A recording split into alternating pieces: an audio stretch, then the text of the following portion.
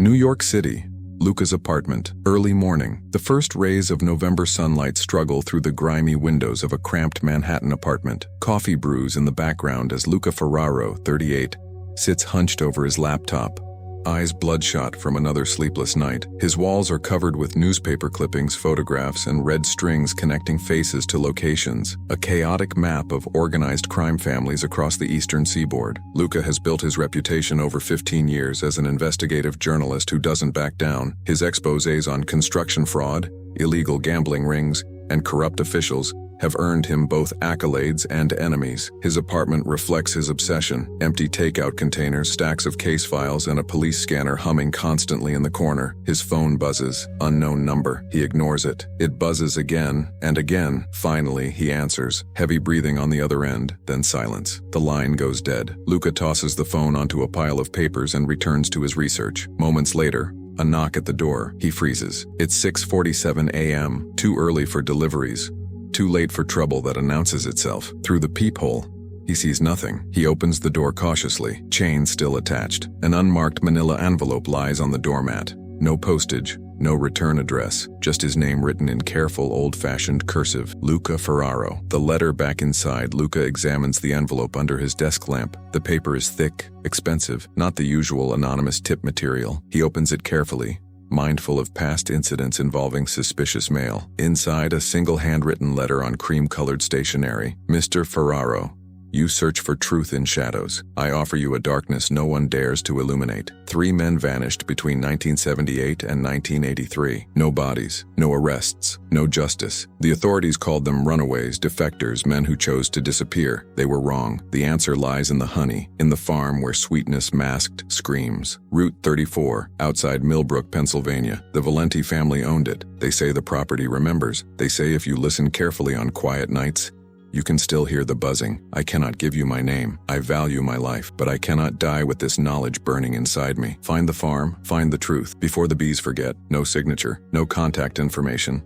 Just coordinates scribbled at the bottom. 415431 DeGrom N, 76.3421 DeGrom W. Luca photographs the letter immediately, uploads it to his encrypted cloud storage, then begins searching. The coordinates pinpoint a rural area in northeastern Pennsylvania, approximately 180 miles from New York City. He pulls up property records, satellite imagery, and historical newspaper archives. The name Valenti sends a familiar chill down his spine. He's heard it whispered in courthouse hallways, seen it in sealed indictments, watched distant relatives deny any connection to those Valentis. The family had been powerful in the mid-20th century.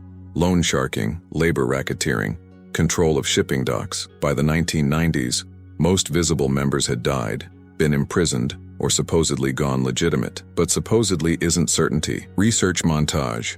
Luca's apartment, afternoon. Luca spends the next 8 hours buried in archives. He discovers 3 missing persons cases that match the letter's timeline. Vincent Vinny Rosado, age 34, reported missing July 1978. Last seen leaving a social club in Philadelphia. Family filed a missing persons report. Police investigation went cold after 6 weeks. Vinny had testified before a grand jury about illegal gambling operations 2 months before his disappearance. Anthony Greco, age 41, disappeared November 1980. Car found abandoned near the Pennsylvania-New York border.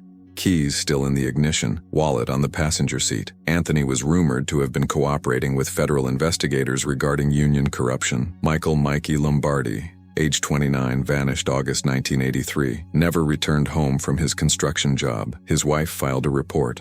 Police found no evidence of foul play. Mikey's brother later told authorities that Michael had been talking about getting out and telling what he knew. 3 men, 3 disappearances, all connected, however loosely, to the Valenti organization. All occurred within the time frame mentioned in the letter. Luca cross-references property records. The Valenti family purchased a 47-acre farm in Millbrook, Pennsylvania in 1952. Listed owner, Giuseppe Valenti, patriarch of the family until his death in 1987. The property was described in old tax records as a commercial honey production facility. It changed hands twice after Giuseppe's death, finally abandoned in 1996. Current status: condemned. Ownership unclear due to liens and unpaid taxes. The drive to Pennsylvania. Next morning, Luca packs his car before dawn. Camera, recording equipment, flashlight, first aid kit, and the letter sealed in a plastic bag. The drive from Manhattan takes nearly 4 hours through increasingly rural landscape. Urban sprawl gives way to small towns, then farmland, then dense forests punctuated by forgotten communities. Millbrook, Pennsylvania is barely a town, population 847 according to a faded road sign. Main Street consists of a gas station, a diner with cracked vinyl booths, a hardware store, and a post office that shares space with the volunteer fire department. The November air is cold and sharp, carrying the scent of wood smoke and decaying leaves. Gray clouds hang low, threatening rain. Luca parks outside the diner, a place called Rosie's that looks unchanged since 1975. Inside, the lunch crowd is sparse. 3 elderly men at the counter, a young couple in a corner booth, and a waitress who watches Luca with undisguised suspicion from the moment he enters. "Coffee, please," Luca says, sliding onto a counter stool, "and whatever the special is." The waitress, name tag reads Donna, pours coffee without warmth. "Turkey sandwich, comes with chips." "Perfect." As she walks away, one of the elderly men glances at Luca. "Not from around here." "It's not a question." "New York," Luca replies casually. "I'm doing research on historical properties in the area. Old farms, abandoned buildings, local history project." The 3 men exchange glances. The one who spoke, thin, weathered face, hands that shake slightly, returns his attention to his coffee. "Lot of old farms around here, most of them falling apart. I'm particularly interested in honey farms," Luca continues, pulling out a small notebook. "I heard there was a significant operation out on Route 34, belonged to a family named Valenti." The diner goes quiet, not silent. The refrigerator still hums. The radio still plays softly, but the human sounds stop. Donna freezes mid-step. The elderly men suddenly find their coffee cups fascinating. The young couple keeps eating, oblivious. Finally, the thin man speaks again, voice lower now. "That place has been empty for 30 years. Nothing there worth seeing. Still," Luca presses gently, "I'd like to document it. Do you know how to find it?" "North on 34. About 8 miles, another man mutters. "Can't miss it. Big gate. Chain across it. Properties posted. No trespassing. Appreciate it," Luca says. Donna delivers his sandwich without meeting his eyes. As he eats, he notices her step outside, pull out her phone, make a brief call. She's standing where she can watch him through the window, speaking quickly, gesturing. Luca pays cash, leaves a generous tip, and heads back to his car. As he drives north on Route 34, he checks his rearview mirror frequently. No one follows, but the feeling of being watched doesn't fade. The Valenti farm. Late afternoon, 8 miles north, just as described. A rusted gate appears on the left side of the highway. A heavy chain secures it, and weathered, "No trespassing" signs hang at angles. Beyond the gate, a gravel drive disappears into overgrown vegetation. Luca parks on the shoulder and approaches on foot. The property is surrounded by a collapsing wire fence, posts leaning at drunken angles. He walks the perimeter until he finds a section where the fence has fallen completely, creating easy access. The farm sprawls before him like a forgotten memory. The main structure, a 2-story farmhouse, sags in the middle, its white paint long since peeled away to gray wood. Windows are broken or boarded. The porch has partially collapsed, but it's the outbuildings that capture Luca's attention. Scattered across the property are dozens of wooden structures, beehive boxes, weathered to silver gray, many toppled or broken. They dot the landscape like grave markers in an abandoned cemetery. Some still stand in neat rows, suggesting the organized operation this once was. Luca moves carefully through waist-high grass and brambles, photographing everything. The November wind carries a sound, not quite buzzing, but a hollow whistling through the empty hive boxes that raises the hair on his neck. Near the farmhouse, he finds a larger building, likely a processing facility. The door hangs open on broken hinges. Inside, ancient equipment rusts quietly. Extractors, filtering tanks, bottling lines. Broken glass crunches under his boots. Shelves that once held honey jars now hold only dust and spider webs. The air smells of rot and mildew, but underneath something sweeter, the ghost of honey, soaked into the wood itself over decades. Discovery, the cellar behind the processing building. Luca notices something odd, an area where the grass grows differently, thinner and paler. He approaches slowly, pushing aside vegetation, and discovers a wooden hatch set into the ground, partially hidden beneath fallen branches and dead leaves. The hatch is secured with a rusty padlock, but the wood around the hasp has rotted. A few solid kicks break it free. Luca pulls the hatch open, revealing stone steps descending into darkness. Cold air rises from below, carrying a damp, earthy smell. He pulls out his flashlight and phone, starts recording, and descends carefully. The cellar is larger than expected, perhaps 20 feet square, with stone walls and a dirt floor. It's empty now, but marks on the walls suggest shelving once lined the space, probably storage for honey, equipment, supplies. But in the center of the room, Something stops Luca cold. Metal rings are bolted into the stone floor, 4 of them, arranged in a square roughly 6 feet across. The metal is corroded but still solid. These aren't storage anchors. They're restraints. Luca photographs them from every angle, his hands steady despite his racing heart. On the wall he finds scratches, not random but deliberate marks like someone counting days, and words carved crudely into the stone. Mercy and please and something in Italian he can't quite make out in the dim light. His phone battery is dying. He's been recording for 40 minutes. As he turns to leave, his flashlight catches something wedged between stones in the corner. He pries it free with his pocket knife, a small tarnished religious medal, Saint Christopher on one side, an inscription on the other too worn to read clearly. Luca pockets the metal, climbs back to the surface, and carefully closes the hatch. The sun is setting now, painting the abandoned farm in shades of orange and purple. In the dying light, the broken beehive boxes cast long shadows across the overgrown field. As he walks back to his car, an elderly woman stands by the collapsed fence watching him. She's small, dressed in an old coat too large for her frame, a scarf covering her gray hair. "You shouldn't be here," she says quietly, not threatening, warning. "I'm just documenting old properties," Luca replies carefully. She studies him with sharp eyes. "You're the man from the diner, the one asking questions." "Yes, ma'am." She glances back at the farm, then at him again. "The bees remember everything," she whispers. "Every scream, every prayer, they remember." "What happened here?" Luca asks gently, but she's already backing away, shaking her head. "Don't come back. Some truths are too dangerous to dig up." She turns and walks quickly toward a house barely visible through the trees, never looking back. Luca returns to his car as darkness falls completely. He sits for a moment, processing what he's found. The cellar, the restraint rings, the scratched prayers, the metal. The anonymous letter was right. Something terrible happened at this honey farm, and he's going to find out exactly what. Luca's apartment, New York City. 3 days later, Luca hasn't slept properly since returning from Pennsylvania. His apartment has transformed into a makeshift investigation headquarters. The metal from the cellar sits in an evidence bag on his desk, photographed from every angle. He's spent 72 hours tracking down relatives of the missing men, combing through digitized newspaper archives, and trying to find anyone willing to talk about the Valenti family. The results: 23 unanswered phone calls, 11 doors slammed in his face, and 5 explicit threats to stop asking questions. The code of silence, omerta, is alive and well, even 40 years after the disappearances. Luca stares at his computer screen, reviewing footage from the farm, the restraint rings, the scratched prayers, the empty beehive boxes standing like sentinels over buried secrets. He's hit a wall and he knows it. He needs someone with insider knowledge, someone who investigated these families when they were at their peak power. He needs law enforcement perspective. After another hour of research, he finds what he's looking for. Maria Santoro, retired FBI special agent, bureau career spanning 1976 to 2003, specialized in organized crime investigations across Pennsylvania and New York. She led multiple task forces targeting Italian-American criminal organizations, including preliminary investigations into the Valenti family in the early 1980s. Luca finds an address in Queens, a modest house in a quiet neighborhood, no phone number listed. He'll have to make the approach in person unannounced. It's risky. Retired agents don't appreciate journalists showing up uninvited, but he's out of options. Maria Santoro's house, Queens, New York. Morning. The house is small but immaculately maintained, with flower boxes in the windows and an American flag hanging by the front door. Luca parks across the street and watches for 20 minutes, gathering courage. A woman in her late 60s emerges, carrying gardening tools to the small front yard. She moves with purpose, someone accustomed to discipline and routine. Luca approaches slowly, hands visible, non-threatening. "Ms. Santoro?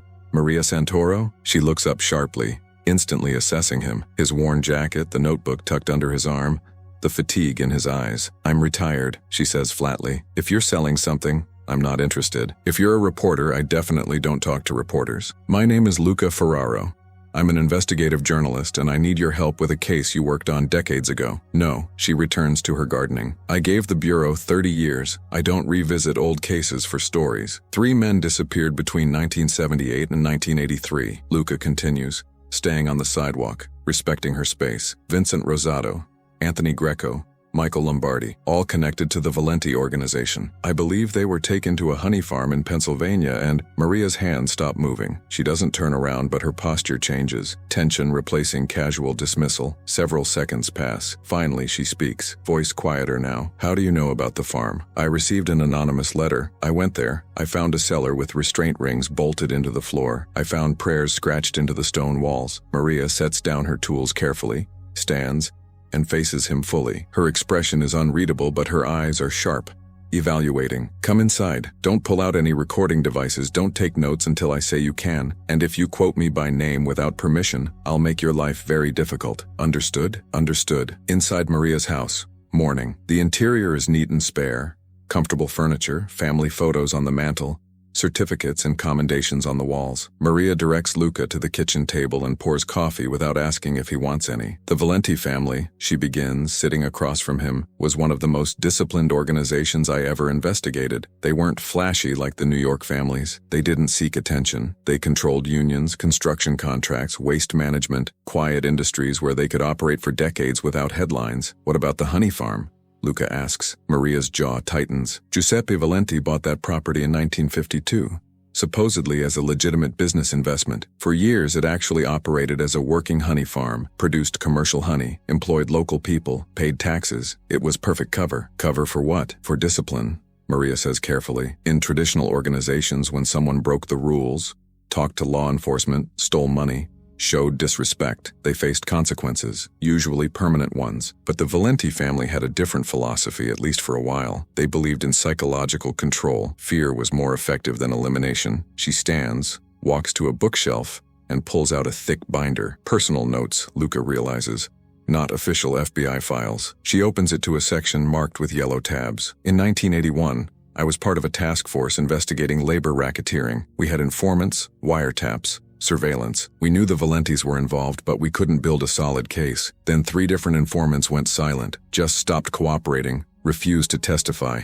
recanted their statements. Vincent Rosato, Anthony Greco, and Michael Lombardi? Luca asks. No, different men, but they all told similar stories when we pressed them. They'd been taken somewhere rural, somewhere isolated. They'd been restrained. And then, Maria pauses, choosing her words. They'd been subjected to prolonged exposure to bee stings, hundreds of stings over hours, sometimes days. Not enough to end their lives. These men didn't have severe allergies, but enough to cause extreme pain, panic, trauma. Luca feels his stomach turn. They used bees as a method of psychological warfare. Maria finishes. Yes, it was brilliant, in a horrific way. No gunshots, no witnesses. Minimal physical evidence. The victim survived, which meant they could carry the message back, cooperate with authorities, and this is what happens. Most victims were too terrified to ever speak again, and legally, it was nearly impossible to prosecute. How do you prove organized crime involvement in bee stings on a farm? But the 3 men I mentioned didn't survive, Luca says quietly. They disappeared completely. Maria nods grimly. That's why I remember those names. In 1982, we opened investigations into those disappearances. We suspected Valenti involvement. All 3 had testified or were planning to testify, but we never found bodies, witnesses, or evidence. The cases went cold. She flips through her binder, pulls out old photocopied reports. Look at this. Emergency room visit, July 1979. Male patient, late 30s, treated for anaphylactic shock and severe allergic reaction. Over 200 bee stings covering his body. He claimed it was an accident. Walked into wild hives, but the pattern of stings suggested prolonged, sustained exposure, not a sudden attack. Did you interview him? Tried to. He refused to talk. Moved out of state 6 weeks later. We lost track of him. Maria's expression darkens, but I never forgot his eyes. Pure terror. That man had been shown something worse than death. Deeper conversation.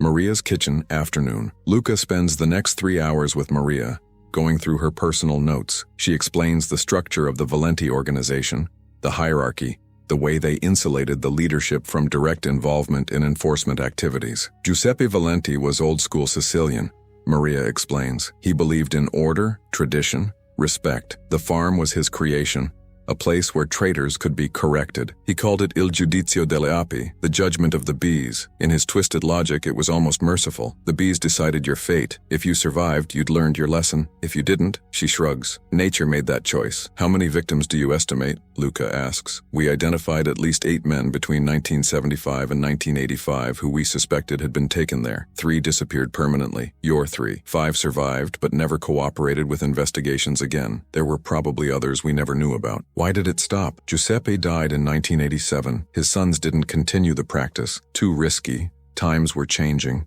Law enforcement was getting more sophisticated. The farm was abandoned. The organization shifted to other territories and methods. By the 1990s, the Valentis were mostly legitimate, or at least appearing that way. Luca pulls out the religious medal he found in the cellar, still in its evidence bag. I found this at the farm, in the cellar, wedged between stones. Maria takes the bag, examines the medal through the plastic. St. Christopher, patron saint of travelers. She turns it over, squints at the worn inscription. VR, those could be initials. Vincent Rosato, Luca says. Possibly. Maria hands it back. If this belonged to one of the missing men, it's evidence. But evidence of what? A 40-year-old case with no witnesses, no bodies, no prosecutable suspects? Then help me find witnesses, Luca says. You mentioned a survivor treated for bee stings in 1979. Where is he now? Maria hesitates. Internal conflict visible on her face. She's been retired for over 20 years, officially uninvolved in active investigations, but Luca can see the agent she once was, the part that never stopped seeking justice, warring with caution. Finally, she sighs. His name is Thomas Ricci. Last I knew, he was in witness protection, relocated somewhere in the Midwest after testifying in an unrelated case in 1983. I have no current information, no way to contact him, but she pauses. The U.S. Marshal Service might have a file. If you can get access. How? You can't, but I might still have contacts. Maria closes her binder. This stays off the record for now. I'll make some inquiries quietly. If Ricci is still alive and willing to talk, I'll arrange a conversation. But Luca, her expression becomes stern. Once you open this door, there's no closing it. If the Valenti family, or what remains of it, learns you're digging into this, you become a problem. They may not use beehives anymore, but they still solve problems. I understand. Do you? Because I've seen journalists who thought they understood, who thought they were careful, end up in very bad situations. This isn't about bylines or awards. This is about people who view violence as a business tool. Luca meets her gaze steadily. 3 men died at that farm, maybe more. Their families never got answers, never got closure. If there's a chance to finally tell that story, I have to take it. Maria studies him for a long moment, then nods slowly. I'll make the calls. Give me 3 days. Don't go back to Pennsylvania. Don't approach any Valenti family members. Stay in public places. Vary your routine. Watch for surveillance. And Luca, start keeping detailed records of everything. Notes, photos, recordings. If something happens to you, someone should know what you were investigating. Montage, following leads. Next 3 days. While waiting for Maria's contacts to bear fruit, Luca continues researching. He visits the New York Public Library, scrolling through microfilm of old newspapers, looking for any mention of the honey farm, the Valenti family, or the missing men. He finds small articles. Philadelphia Inquirer, July 1978. Local man missing. Family appeals for information. Vincent Rosato's disappearance, rated 3 paragraphs on page 11. Scranton Times, November 1980. Abandoned vehicle sparks missing person search. Anthony Greco's case got slightly more coverage, mainly because his car was found on a busy highway. Wilkes-Barre Record, August 1983. Construction worker fails to return home. Michael Lombardi's disappearance was barely noted. 3 lives reduced to brief mentions in forgotten newspapers. No follow-up articles, no resolution, just silence. Luca also tracks down family members. Vincent Rosato's sister, now in her 70s, lives in a nursing home in New Jersey. When Luca visits, she's initially reluctant but eventually softens. Vinny was a good man, she says, hands shaking slightly. He made mistakes, got involved with the wrong people, but he was trying to do the right thing at the end. He was going to testify, tell what he knew. Then he just vanished. The police said he probably ran away, started over somewhere else. But Vinny wouldn't do that. He had kids. He loved his kids. Do you believe something happened to him? Luca asks gently. Her eyes fill with tears. I know something happened to him. I knew it then, and I know it now. But nobody listened. Nobody cared about men like Vinny. Men who'd been involved in things they shouldn't have been. Anthony Greco's widow has since passed away, but his daughter, now middle-aged, agrees to meet Luca at a coffee shop in Allentown. She's guarded, suspicious, but curious about why someone is finally asking questions. My father disappeared when I was 12, she says. One day he was there, the next day he wasn't. My mother never recovered. She spent 40 years wondering, hoping he might walk through the door. She died without answers. What do you think happened? Luca asks. I think the people he was trying to expose made him disappear. I think he's buried somewhere, unmarked, forgotten, and I think nobody investigated properly because men like my father Men from that world don't get justice. Michael Lombardi's brother refuses to meet in person but agrees to a phone conversation. Mikey wanted out. He tells Luca he was scared. He'd seen things, knew things. He thought if he cooperated with the feds, they'd protect him, but they didn't. The people he feared got to him first. Did he ever mention a farm? A place in Pennsylvania? Long silence on the line. He mentioned bees once. I remember because it was so strange. He said, "They use bees, Tommy." Can you imagine? Nature itself turned into a weapon. I didn't understand what he meant. A week later, he was gone. Maria's call. Luca's apartment. Evening. On the third day, Luca's phone rings. Maria's voice is tense. I found him. Thomas Ricci. He's alive, living in Indiana under a different name. He's agreed to talk to you, but only under specific conditions. No real names in your story. No location details, and the interview happens on his terms. He's still terrified after all these years. I'll agree to whatever he needs. Luca says immediately. There's something else, Maria continues. While making inquiries, I touched some networks I haven't accessed in years. Word is going to spread that someone's asking about the Valenti family and the farm. You need to be extremely careful. I'm serious, Luca. I got a call tonight. Anonymous, telling me to forget old cases and enjoy retirement. That's a warning. Do you want to stop helping? Luca asks. No, but I want you to understand what you're walking into. These people have long memories and longer reach. They may be older now, less active, but they still have connections. I understand. When can I talk to Thomas Ricci? Tomorrow. I'm texting you an address in Indianapolis, a public library. Meet him there at 2 p.m. He'll be at the history section, 3rd floor. Look for a man in his 70s wearing a blue jacket. Don't use his name. Don't approach him directly. Just sit nearby and let him initiate contact. Got it. And Luca, thank you for doing this. Those men deserved better. Their families deserved better. Luca's apartment. Late night after the call, Luca sits at his desk looking at the evidence he's compiled. Photographs of the farm, copies of missing person reports, the religious medal, Maria's notes, interviews with family members. On his laptop screen, a satellite image of the abandoned honey farm glows in the darkness. He zooms in on the cellar location, the processing building, the rows of empty beehive boxes. Somewhere in that property, 3 men experienced their final hours of life. Somewhere in the silence of rural Pennsylvania, screams were swallowed by buzzing wings and ignored by a world that didn't want to know. Luca begins drafting questions for Thomas Ricci, the survivor who can finally break the silence. But as he types, he notices something odd through his apartment window. A dark sedan parked across the street. Engine running, windows tinted. It wasn't there an hour ago. He watches for 10 minutes. The car doesn't move. Finally, he stands, walks to his door, and steps into the hallway. By the time he reaches the street, the sedan is gone, leaving only the smell of exhaust in the cold November air. Maybe paranoia, maybe coincidence, or maybe Maria's warning was more urgent than he'd realized. Back in his apartment, Luca locks the door, wedges a chair under the handle, and continues working. Tomorrow, he flies to Indianapolis. Tomorrow, he meets the man who survived the bees. Tomorrow, the silence begins to break. Final scene, hotel room. Later that night, unable to sleep, Luca reviews his recordings from the farm visit. The footage plays on his laptop. The empty cellar, the restraint rings, the scratched prayers on the walls. He pauses on one frame, the word mercy carved deep into stone. He imagines the hand that carved it, the desperation, the hope that someone might someday see it and understand. His phone buzzes. A text from an unknown number. Some secrets stay buried for good reasons. Stop digging. Luca deletes the message, turns off his phone, and returns to his work. The threats have started, which means he's getting close to something they want hidden. In the darkness of his room, the only sound is his fingers on the keyboard, typing notes, preparing questions, building the case that will finally expose what happened at the honey farm. The code of silence protected these crimes for 40 years. But omertà only works when everyone stays afraid. And Luca Ferraro has never been good at staying afraid. Indianapolis Public Library, 3rd floor. Afternoon. The Indianapolis Central Library is a massive limestone building downtown, its architecture a blend of classical and modern design. Luca arrives 20 minutes early, scanning the parking lot for suspicious vehicles before entering. The threatening text message from last night still weighs on his mind, but he can't turn back now. Inside, the library hums with quiet activity. Students studying, elderly patrons reading newspapers, children attending story time on the lower level. Luca takes the elevator to the 3rd floor, finding the history section tucked into a quiet corner with floor-to-ceiling windows overlooking the city. He browses the shelves casually, pulling books at random, pretending to read while watching for a man in a blue jacket. At precisely 2 p.m., an elderly man emerges from the restroom corridor, mid-70s, thin frame, gray hair, wearing a faded blue windbreaker. He carries a newspaper under one arm and walks with the slight hesitation of someone constantly aware of their surroundings. The man sits at a study table near the windows, opens his newspaper and doesn't look up. Luca approaches slowly, selecting a book on Pennsylvania history, and sits 2 tables away. For 5 minutes, neither acknowledges the other. Then the elderly man speaks, voice barely above a whisper, eyes still on his newspaper. "You're the journalist. Maria vouched for you." "Yes, sir." "Don't call me sir.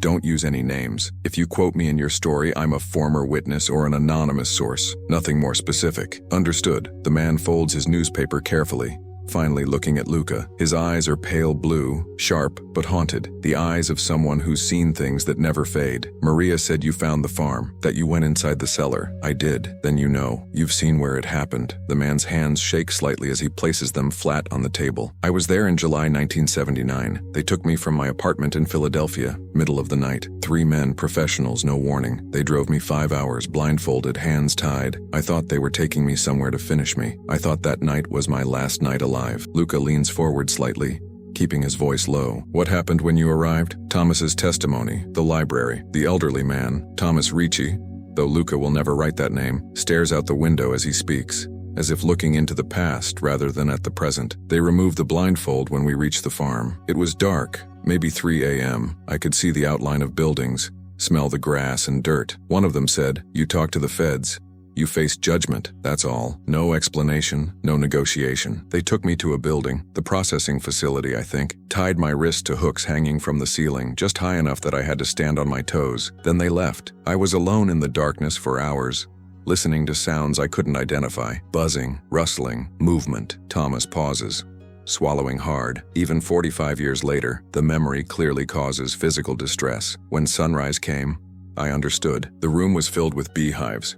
Dozens of them, stacked along the walls, active hives. I could see bees crawling on the boxes flying near the ceiling, and I was suspended right in the middle of them. A man came in, older, well-dressed, calm. He spoke with an accent, Italian. He explained that I had violated trust. I had spoken to federal investigators about things that weren't my business. He said that in the old country, traitors faced immediate consequences. But here in America, they believed in giving people a chance to reconsider their choices." Luca listens intently, barely breathing. "What did he do?" "He had a long stick, like a bee smoker pole. He used it to disturb the hives one at a time, slowly, methodically. The bees became agitated. They started flying around the room, landing on me, crawling on my skin. He explained that bees attack when they feel threatened, when their home is disturbed. He said, 'The bees will decide your fate. If you survive, you've learned your lesson. If you don't, nature made that choice, not us.'" Thomas's voice drops even lower. "Then he left, and the bees found me. At first it was just a few stings, painful but manageable, but as more hives were disturbed, hundreds of bees filled the room. They landed in my hair, on my face, my neck, my arms. I couldn't move, couldn't swat them away.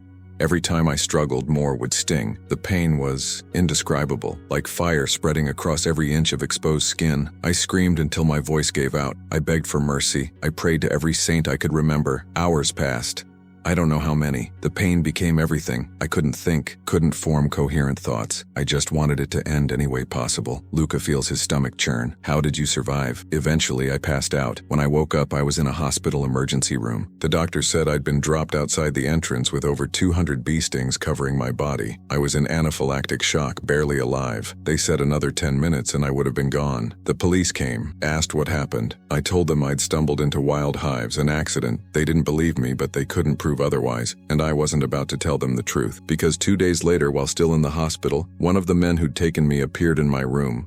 Middle of the night, just stood at the foot of my bed and stared at me. Never said a word, just stared, then left. The message was clear. We can reach you anywhere, anytime. Your survival depends on your silence. Thomas wipes his eyes roughly. I never cooperated with investigators again. I recanted my previous statements. 3 years later, I testified in an unrelated case and entered witness protection. I've been living under a different name for 42 years, and I still check under my car every morning. I still look over my shoulder in parking lots. They destroyed my life as effectively as if they'd ended it. Deeper conversation. Thomas's account. Luca gives Thomas a moment to compose himself before asking, "Did you ever learn the names of the men who took you?" "No. They were professionals. emails, no names used, no identifying details. But the older man, the one who explained everything, I later recognized his photograph in a newspaper, Giuseppe Valenti, the patriarch. He died in 1987.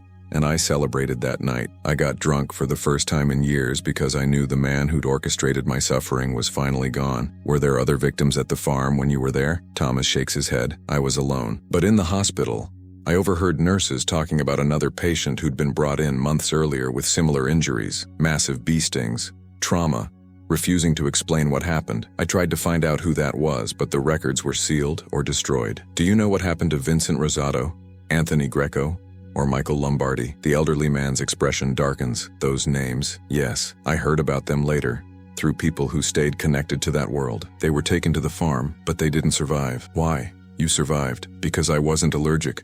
Because I was lucky. Because they decided I'd learned my lesson. Thomas's voice becomes bitter. But those three men, rumor was they were more defiant. They refused to recant, refused to beg, refused to show the submission Giuseppe demanded. So the exposure lasted longer, days instead of hours. And when you're stung that many times, even without an allergy, the body can only take so much. Shock, organ failure, cardiac arrest. The bees became executioners. Luca feels a chill run down his spine. Where are their remains? I don't know. Nobody knows. That was the genius of Giuseppe's method. Plausible deniability. If bodies were found covered in bee stings, it could be explained as tragic accidents. But if bodies were never found, there was nothing to investigate. My guess? Buried somewhere on the property or taken elsewhere and disposed of in ways that left no trace. Did anyone ever try to stop this? Did anyone in the organization object? Thomas considers the question. Giuseppe ran that family with absolute authority. Nobody questioned him. His sons participated in the business, but they feared him as much as outsiders did. After he died, the farm was abandoned.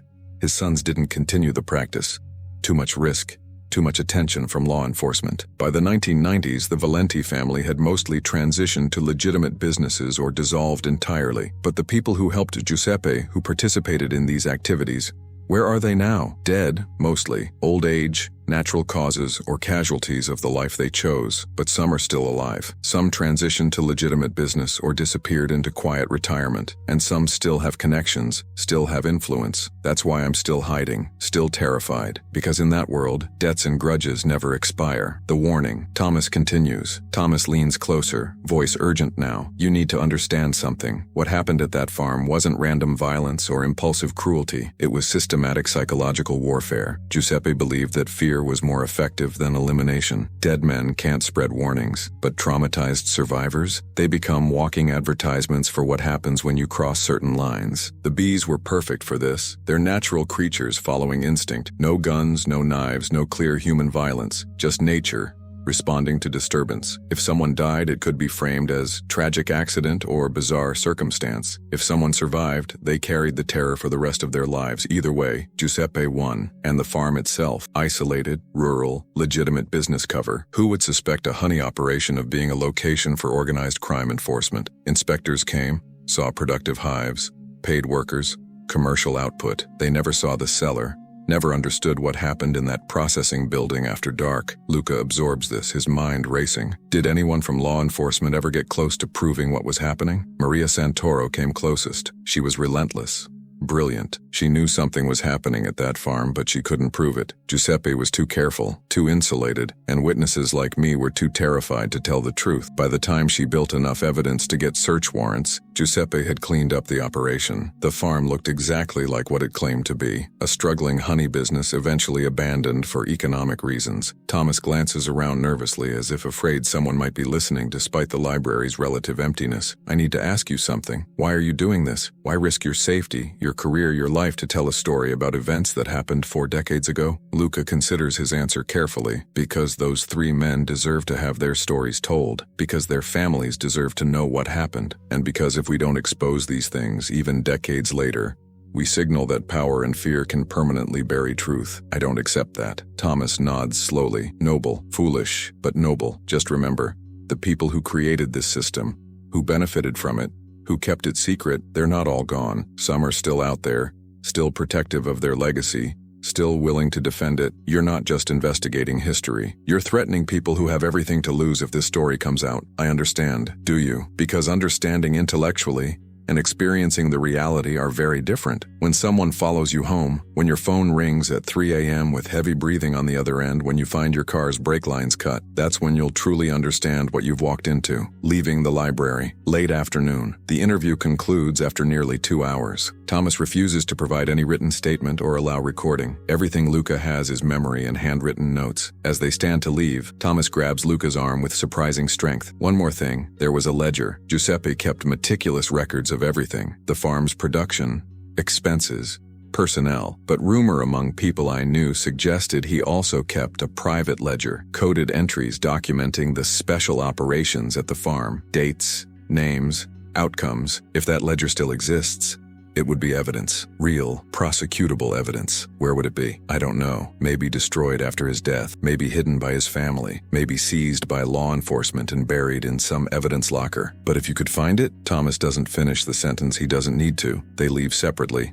Thomas first, then Luca 10 minutes later. As Luca walks to his rental car, he notices the same feeling he had in New York, being watched. He scans the parking lot, sees nothing obvious, but the sensation persists. During the drive back to his hotel, he checks his rearview mirror constantly. A dark blue SUV appears to follow him for several miles before turning off. Coincidence? Paranoia? Or surveillance? Hotel room, Indianapolis. Evening. Back in his hotel room, Luca transcribes his notes while the conversation is fresh. Thomas's testimony is devastating. First-hand account of the torture method, confirmation that the 3 missing men died at the farm, details about Giuseppe Valenti's methodology. Combined with Maria's FBI insights and the physical evidence from the cellar, Luca now has a story. A real, documented story. But it's still not enough for prosecution. Thomas refuses to testify publicly. The physical evidence is decades old. Giuseppe is dead. Without the ledger Thomas mentioned, or additional witnesses, this remains a historical expose without legal consequences. Luca's phone rings. Maria, how did it go? She asks. He told me everything. It's worse than we thought. The method was systematic, calculated,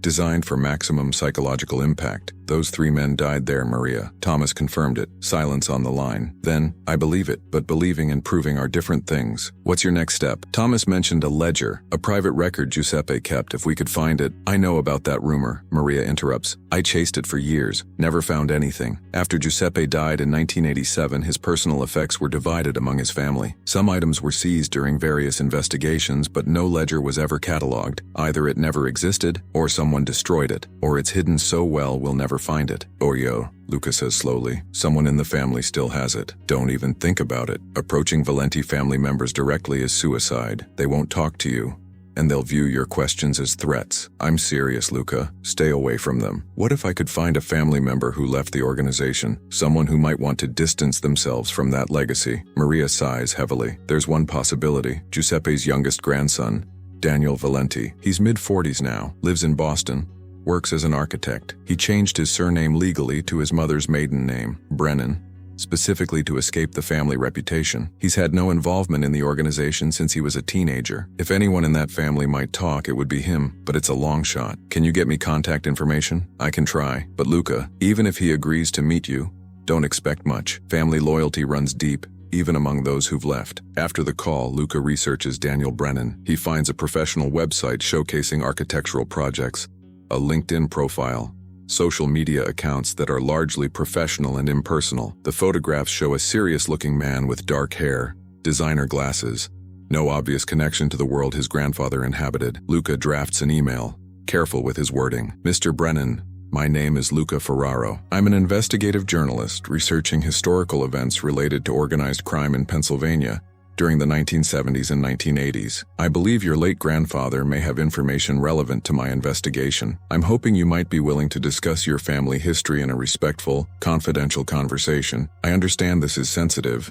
and I'm happy to meet wherever and whenever is convenient for you. Respectfully, Luca Ferraro. He stares at the draft for 20 minutes before sending it. The message feels inadequate, too vague to be compelling, too specific to be ignored, but it's the best he can manage. The reply comes faster than expected, within 2 hours. Mr. Ferraro, I know who you are and what you're investigating. I've been expecting someone like you for years. We need to talk, but not by email or phone. Are you willing to come to Boston? There's a coffee shop in Cambridge, Crema Cafe near MIT. Saturday morning, 10 a.m. Come alone. Don't bring recording equipment. If I see any indication you've involved law enforcement, I walk away. and you never hear from me again. B. Luca's hotel room, late night. Luca books a flight to Boston for Friday evening. Saturday morning, he'll meet Giuseppe Valenti's grandson and possibly gain access to the one piece of evidence that could transform this investigation from historical exposé to actionable justice. But as he prepares for bed, his phone buzzes with another text from an unknown number. You met with the old man in Indianapolis. You're building a story.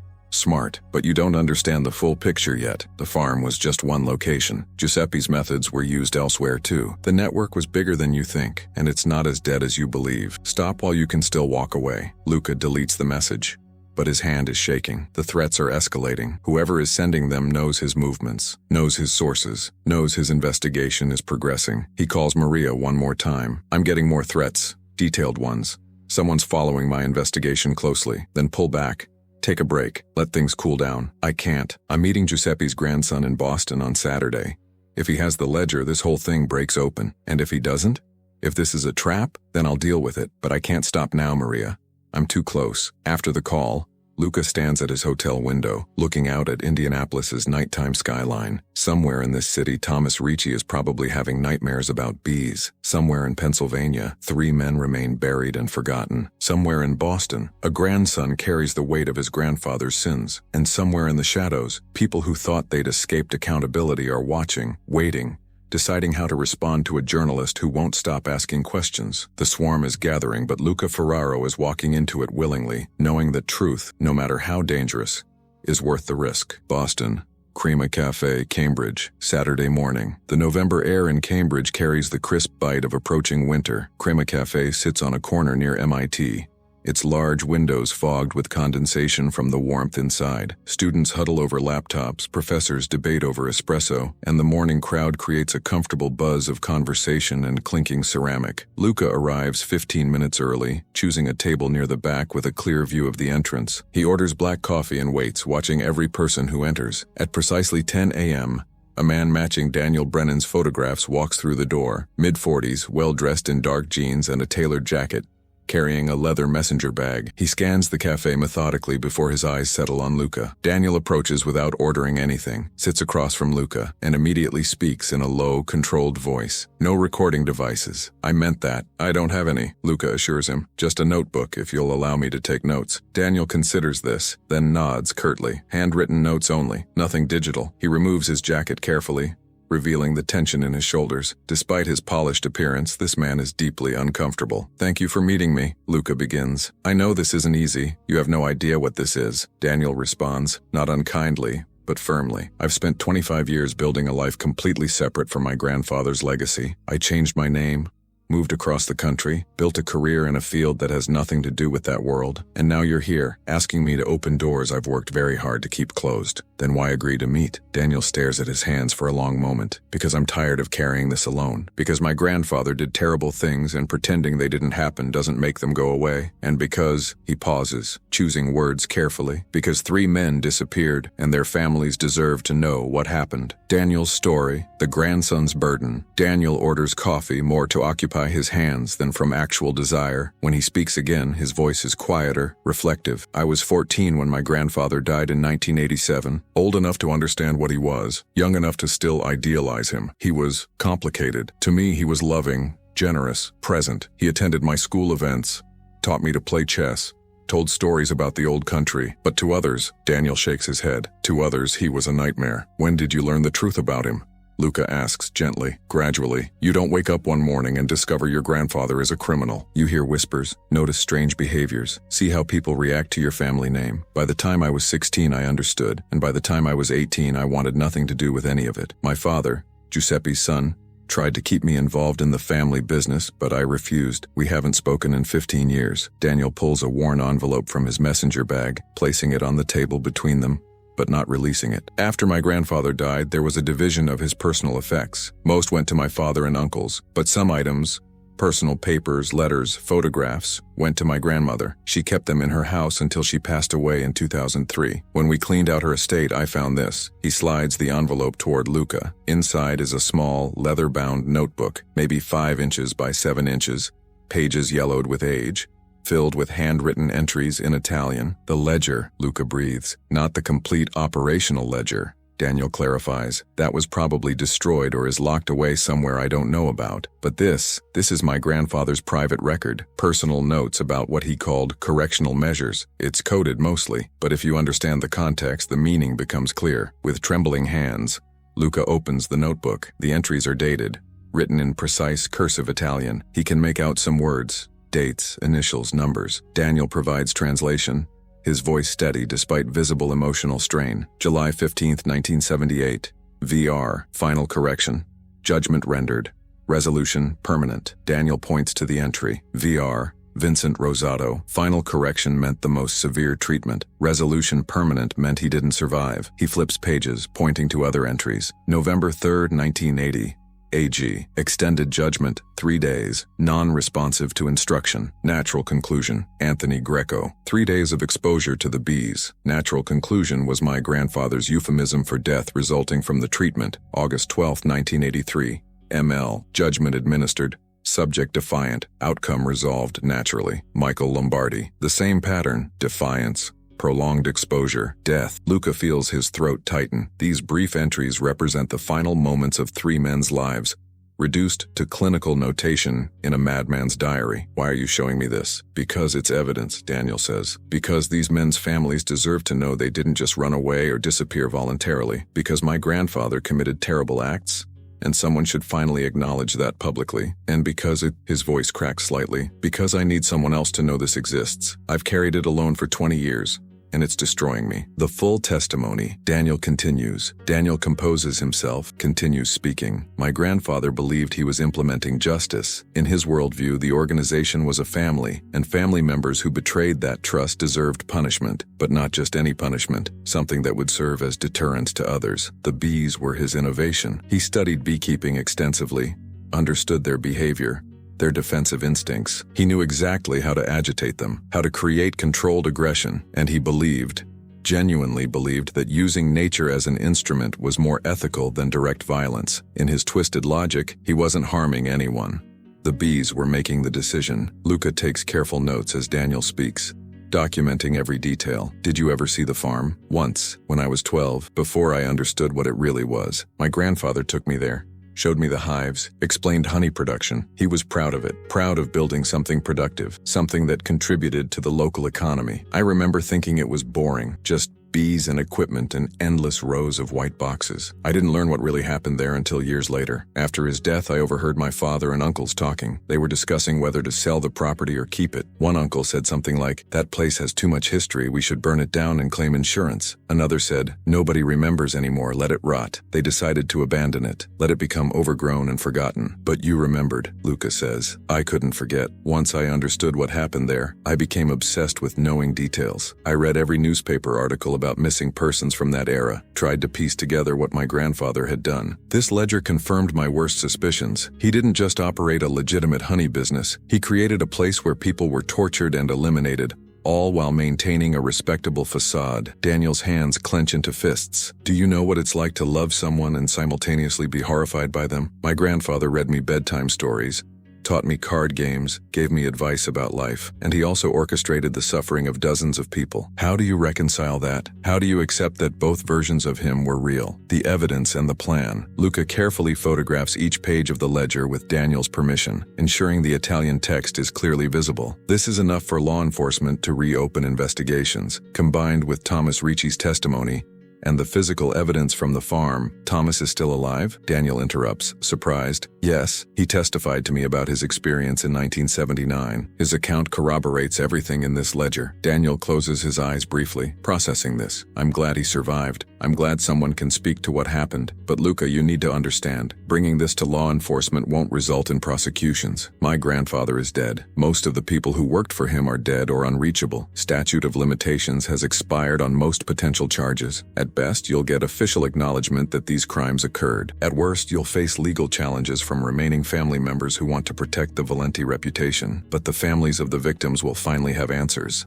Luca argues. Vincent Rosato's sister is still alive. Anthony Greco's daughter spent her entire life wondering. Michael Lombardi's brother carries guilt for not protecting him. They deserve closure. Daniel nods slowly. You're right. That's why I'm doing this. Not for justice in a legal sense, but for truth. For acknowledgement. For making sure these men aren't forgotten. He slides a second item across the table. A business card with a phone number written on the back. This is someone you should contact. Robert Chen, investigative journalist for the Boston Globe. He's done extensive work on organized crime families in New England. If you're going to publish this story, partner with someone who has the institutional backing to handle legal challenges. Your independent reporting is valuable, but you'll need support. Thank you, Luca says, pocketing the card. One more thing. Daniel's expression becomes grave. My father and uncles are still alive. They're old, mostly retired, but they still have connections. Once your story publishes, they'll know I was involved.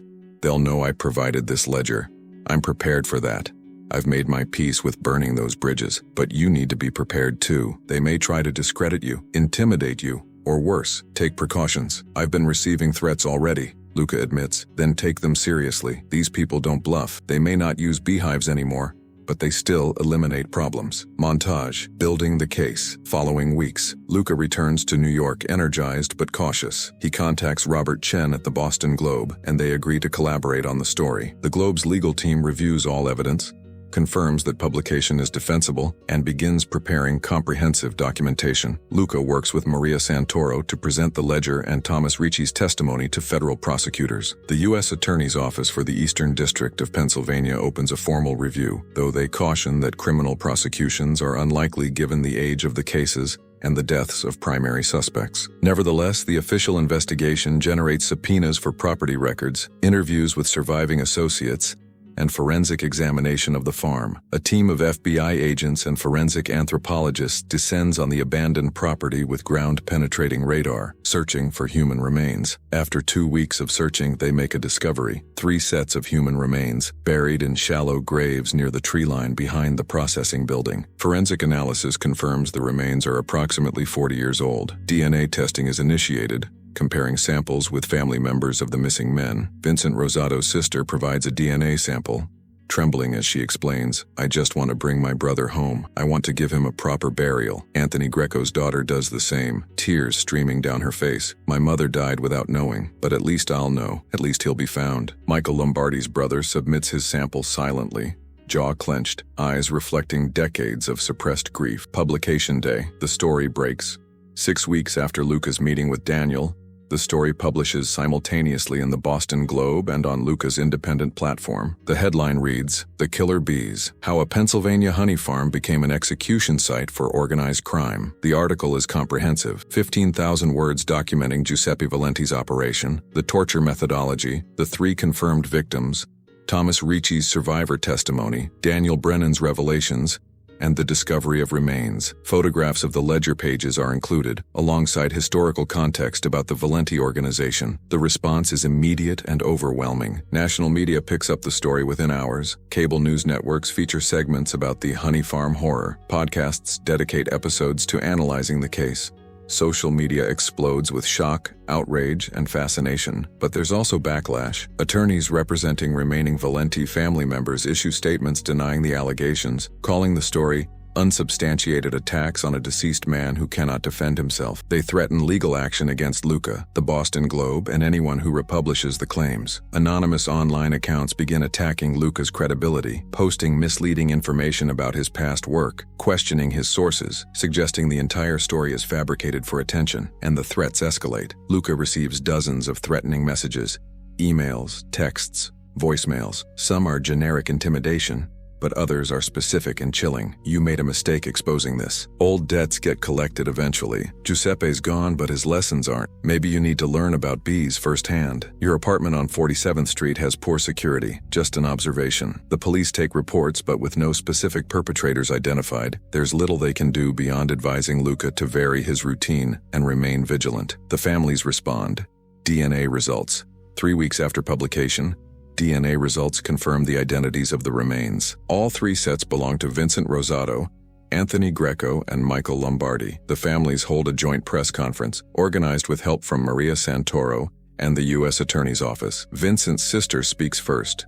voice shaking but determined. My brother was a good man who made mistakes. He tried to do the right thing at the end, and he paid for it with his life. For 46 years, my family wondered. For 46 years, we hoped he might walk through the door. Now we know. Now we can finally lay him to rest with dignity. Thank you to everyone who worked to find the truth, especially Mr. Ferraro, who wouldn't give up. Anthony's daughter speaks next, more composed but equally emotional. My father was taken from us when I was 12 years old. I grew up without him, graduated college without him, got married without him. My mother died never knowing what happened, but because of this investigation I finally have answers. I finally understand that he didn't abandon us, he was taken from us. That distinction matters more than I can express. Michael's brother is brief, struggling to maintain composure. Mikey was my little brother. I should have protected him. I couldn't. But at least now he comes home. At least now people know what happened to him. That's something. The press conference generates another wave of coverage.